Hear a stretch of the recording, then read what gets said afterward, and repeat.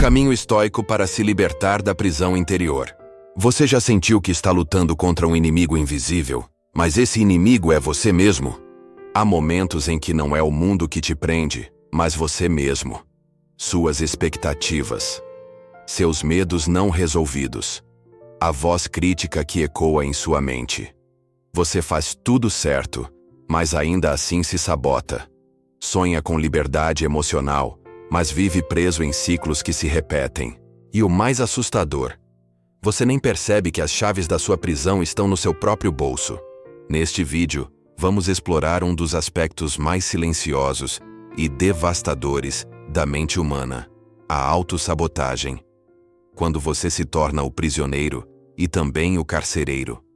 Quando é sua rigidez interna, seu autoconceito distorcido e suas feridas não resolvidas que criam a cela. E pior, quando você começa a confundir esse cativeiro com quem você é. Não com promessas vazias, mas com consciência, com virtude, com clareza. Se você está pronto para enfrentar o verdadeiro cárcere, aquele que se esconde dentro de você, fique comigo até o final deste vídeo. Porque talvez, pela primeira vez, você não vá apenas aprender sobre liberdade. Você vai senti-la. O início da prisão. Quando a imagem que você tem de si mesmo te tranca. Tudo começa com uma história, mas não uma história que você escolheu conscientemente contar.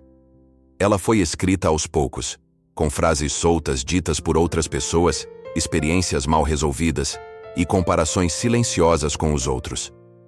Essa história se torna o que chamamos de autoconceito, uma imagem mental de quem você acredita ser.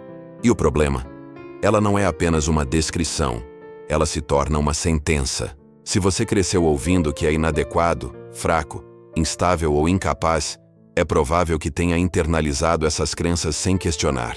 E agora, mesmo sem perceber, você vive dentro dos limites dessa identidade.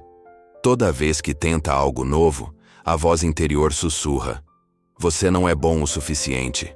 E você acredita. Desiste. Volta para a cela invisível. Aquela que parece confortável, mas sufoca. O estoicismo nos convida a observar essa construção com frieza. Epicteto nos lembra que não são os fatos que nos perturbam, mas os julgamentos que fazemos sobre eles. O mesmo se aplica a nós mesmos. O problema não está em quem somos, mas na forma como interpretamos quem acreditamos ser. Esse julgamento silencioso se transforma em autossabotagem. Você não falha por incapacidade, mas por fidelidade a uma imagem deturpada de si. O estoico entende que a identidade não é um destino fixo. Ela pode, e deve, ser revista. Cada vez que você age com consciência, contrariando o impulso da velha narrativa, você abre uma fresta na cela. Não é fácil, não é rápido, mas é possível. E essa é a boa notícia. Você pode reescrever a história. A prisão só continua existindo enquanto você acredita nela. No final, talvez a pergunta não seja: quem sou eu? Mas sim: quem estou sendo por hábito? E quem posso escolher ser a partir de agora? O medo da liberdade, quando a cela é mais cômoda que o mundo aberto. Você já parou para pensar por que continua preso a comportamentos que diz odiar? Por que se sabota sempre que está prestes a crescer? Por que volta a relacionamentos que te ferem, a rotinas que te drenam, a hábitos que te destroem? A resposta pode ser desconfortável, mas libertadora. Você pode ter mais medo da liberdade do que da dor. A prisão dói, mas é previsível. Você já conhece suas grades, suas sombras, seus limites. A liberdade, por outro lado, exige algo assustador: escolhas, responsabilidade, incerteza e, acima de tudo, maturidade emocional para lidar com as consequências de caminhar sem muletas internas. Muita gente diz que quer se libertar, mas no fundo teme descobrir o que fazer com a própria vida quando não houver mais desculpas. O estoicismo chama isso de apatheia, o estado de liberdade emocional onde as paixões destrutivas não governam mais a mente. Mas alcançar esse estado exige coragem. Marco Aurélio escreveu: se é suportável, suporte-o. Pare de se queixar. E isso vale não só para as dores externas, mas também para os próprios impulsos autodestrutivos. Reclamar da prisão é fácil. Sair dela exige força para atravessar o desconhecido, sem se esconder atrás da identidade de vítima. Quando você decide sair da cela, começa o trabalho real. Não há mais muros para culpar. O fracasso deixa de ser culpa dos outros e começa a ser campo de aprendizado. A liberdade, então, não é um alívio imediato.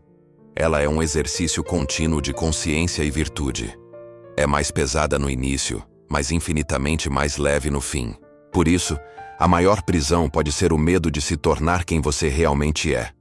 O conforto do conhecido é o que mantém milhares de pessoas trancadas em padrões miseráveis. Não porque não consigam sair, mas porque ainda não decidiram encarar a vastidão que existe do lado de fora. Os ciclos mentais que te aprisionam. Pensamentos que constroem grades invisíveis. Você já percebeu como certos pensamentos parecem surgir automaticamente, como uma trilha repetida que sua mente percorre sem esforço? Eu não consigo. Isso sempre dá errado. Não sou bom o suficiente. Esses pensamentos, embora sutis, se tornam estruturas mentais que moldam suas emoções e suas ações. São como trilhos invisíveis que te mantêm girando em círculos, sempre no mesmo ponto, com a ilusão de que está se movendo. Esses padrões são alimentados por experiências passadas, falas internalizadas de terceiros e uma visão de mundo estreita que associa valor pessoal ao sucesso imediato ou à validação externa. Com o tempo, essas ideias se tornam verdades absolutas dentro da sua mente, e você passa a reagir à vida não com liberdade, mas com automatismo. Cada pensamento negativo não contestado vira mais um tijolo na cela da autossabotagem.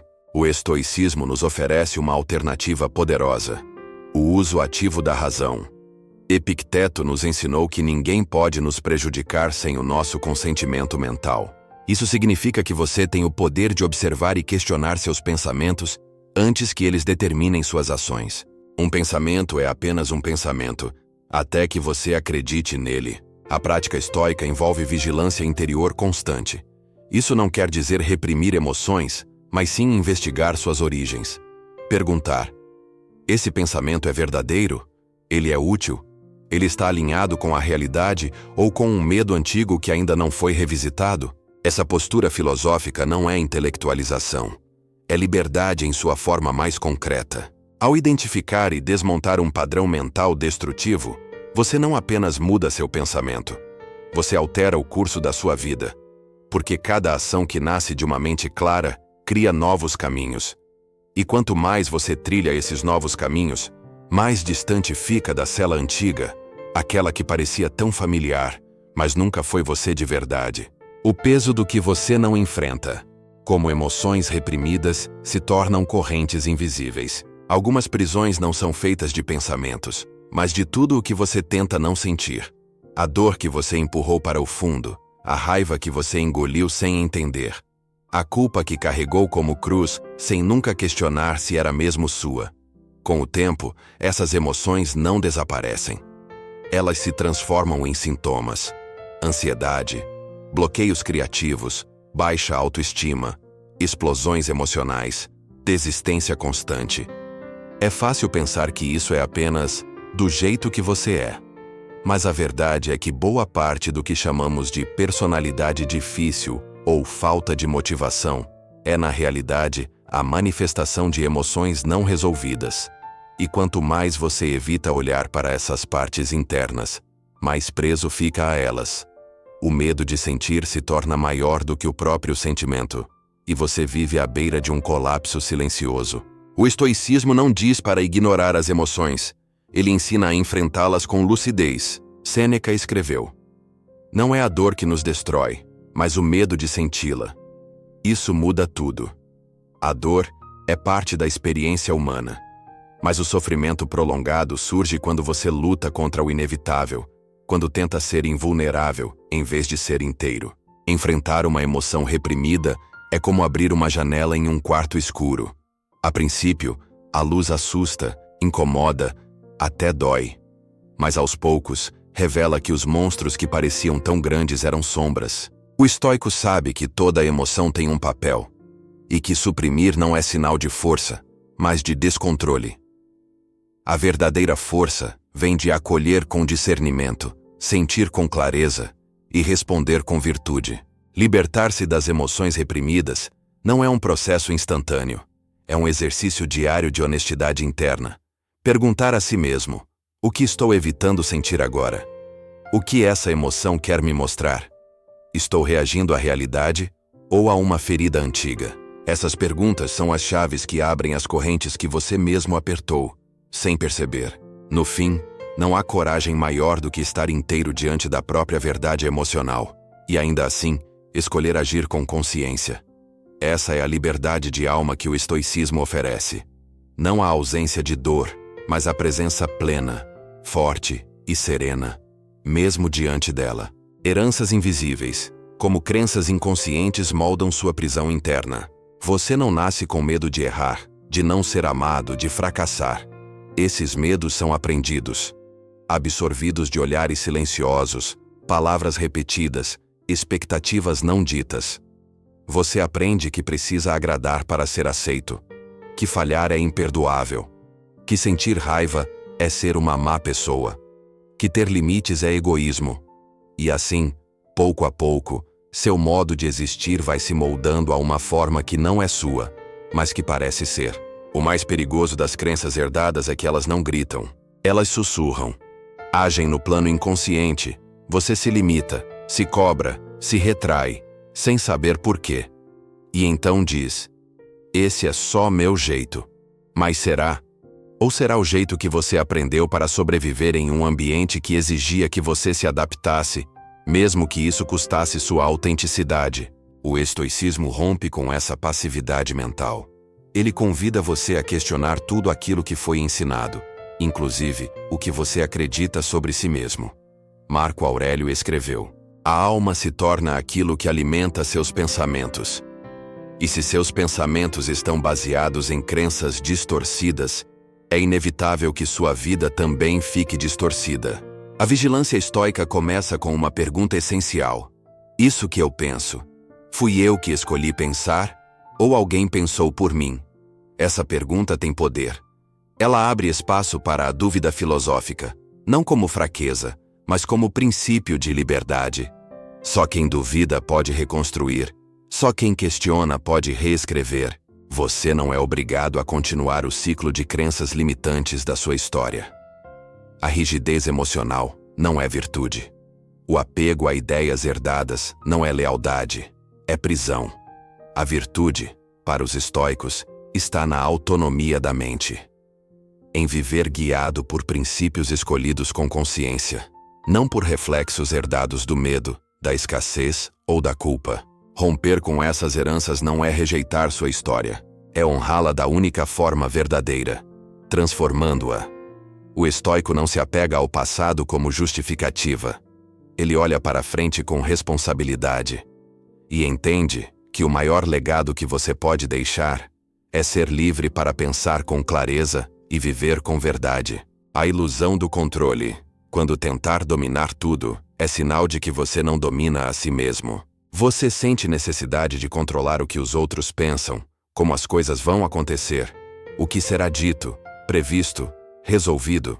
Talvez você tente prever cada detalhe da vida, se antecipa ao pior, tenta garantir que tudo saia como o esperado. E quando isso não acontece, porque inevitavelmente não acontece, você entra em colapso. Ansiedade, raiva, cansaço, frustração. A sensação de impotência toma conta, e você se sente refém de um mundo fora de controle. Mas a verdade dura e libertadora é: o mundo nunca esteve sob seu controle.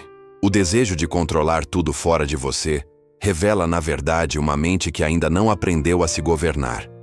Uma alma que ainda não confia em si mesma para lidar com o imprevisível. Essa rigidez mental, que tenta administrar até o impossível, nasce do medo. Medo de se machucar. Medo de ser surpreendido. Medo de perder algo ou alguém. Então você tenta se proteger construindo muros, que acabam virando grades. Os estoicos chamam isso de preocupação com o indiferente.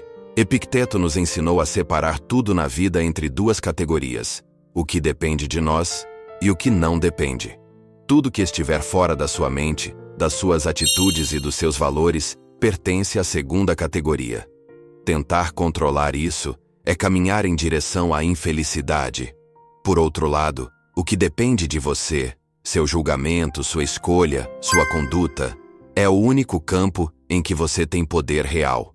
E é esse campo que deve ser cultivado. É contraintuitivo, mas libertador. Soltar o que você nunca teve controle não é perder. É ganhar clareza. Quando você para de lutar contra o que não pode mudar, libera energia para transformar o que realmente importa, você mesmo. O estoicismo ensina que serenidade não vem da rigidez, mas da flexibilidade consciente. Da confiança em sua própria capacidade de responder, com virtude, a qualquer cenário. Você não controla o vento, mas pode ajustar as velas. E talvez essa seja a verdadeira liberdade. Não dominar o mundo, mas navegar por ele com sabedoria e firmeza. Soltar o controle sobre o externo é o primeiro passo para conquistar o único território que realmente importa: sua mente, sua paz e sua presença. Quando a busca por ser irrepreensível se torna um novo cativeiro, você se cobra constantemente, sente que nada do que faz é suficiente, que sempre poderia ter feito mais, melhor, mais rápido. Essa sensação de estar devendo algo o tempo todo, mesmo quando está exausto, mesmo quando deu tudo de si, é um sintoma de aprisionamento interno. A cela aqui tem um nome: perfeccionismo. E o carcereiro veste a máscara da autoexigência. Vivemos em uma cultura que glorifica a performance. Desde cedo, aprendemos que valor pessoal está ligado a resultados, que descanso é sinônimo de preguiça, que errar é fracassar, que vulnerabilidade é fraqueza, e internalizamos tudo isso sem perceber. Passamos a exigir de nós mesmos não uma vida digna e virtuosa, mas uma existência impecável, sem falhas, sem hesitações, sem cicatrizes. Mas isso é impossível, e injusto, e profundamente desumano.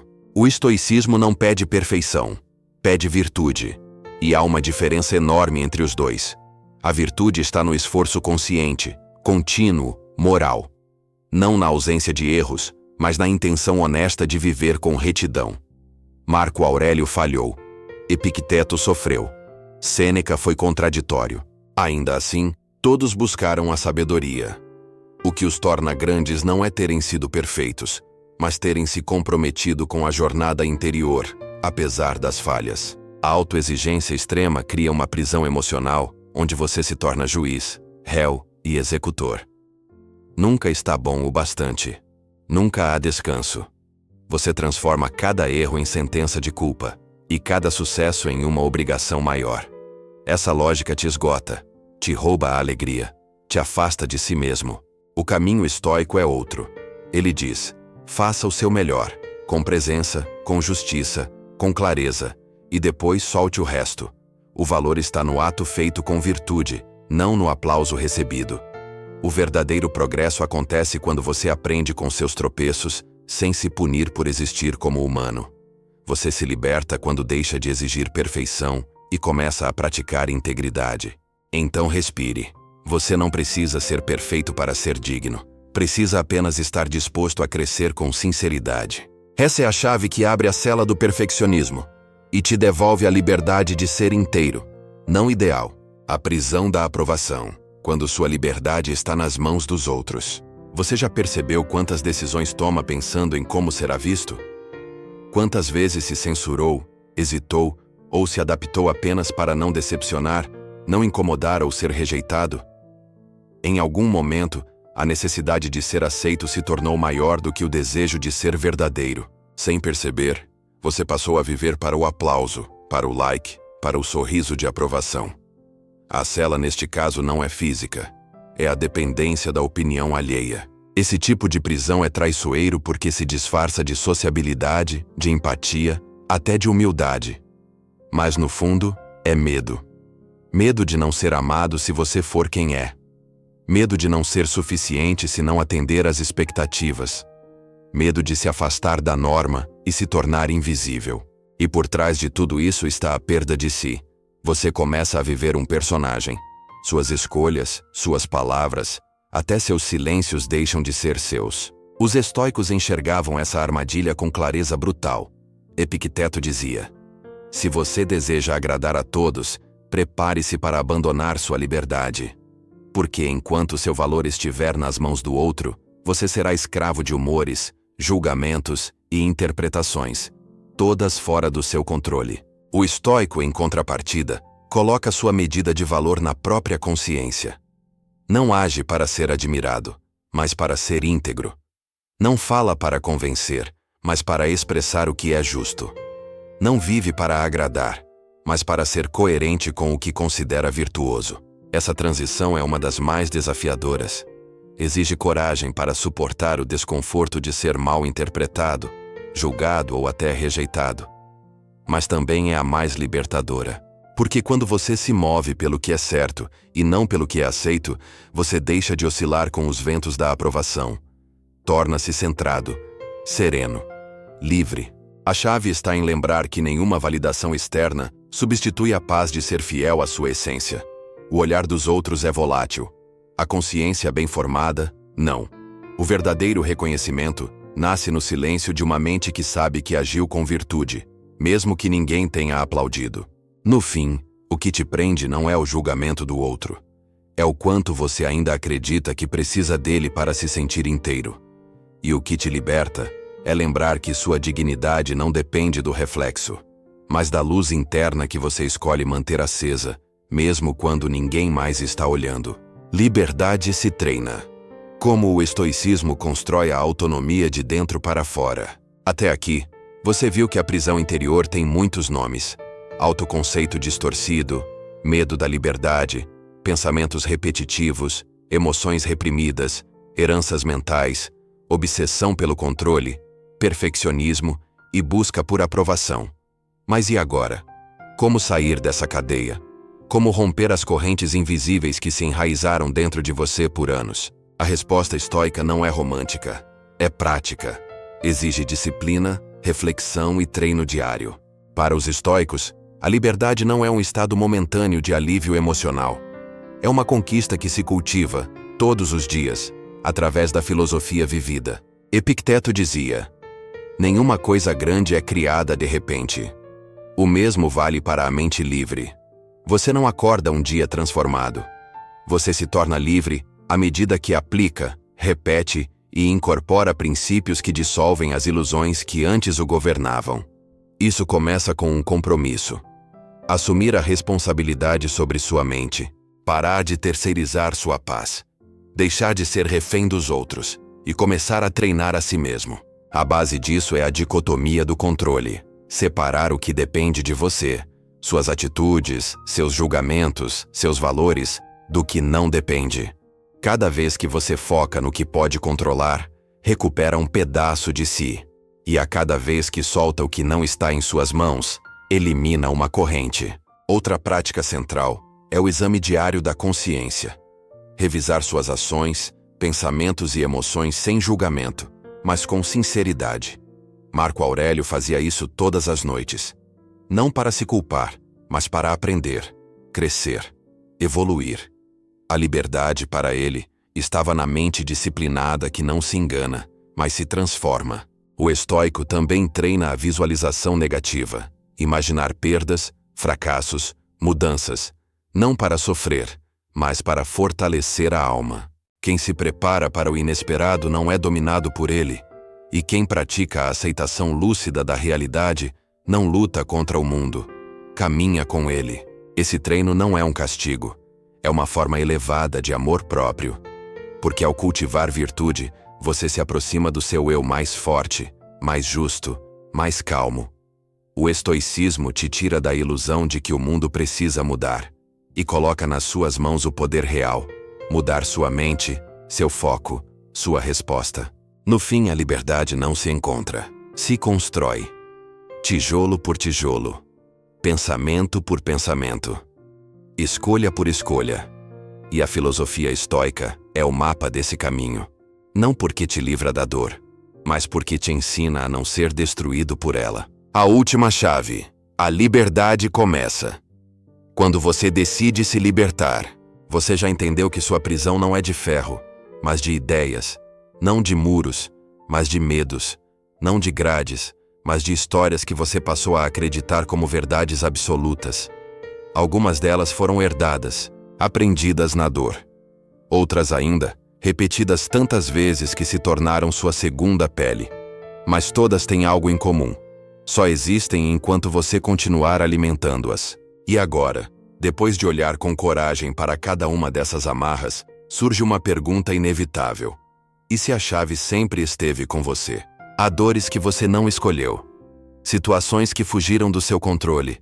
Feridas abertas por palavras que não deveriam ter sido ditas. Abandonos, traições, falhas. Mas o que você faz com isso? Agora é escolha sua. O estoicismo não te promete uma vida sem sofrimento.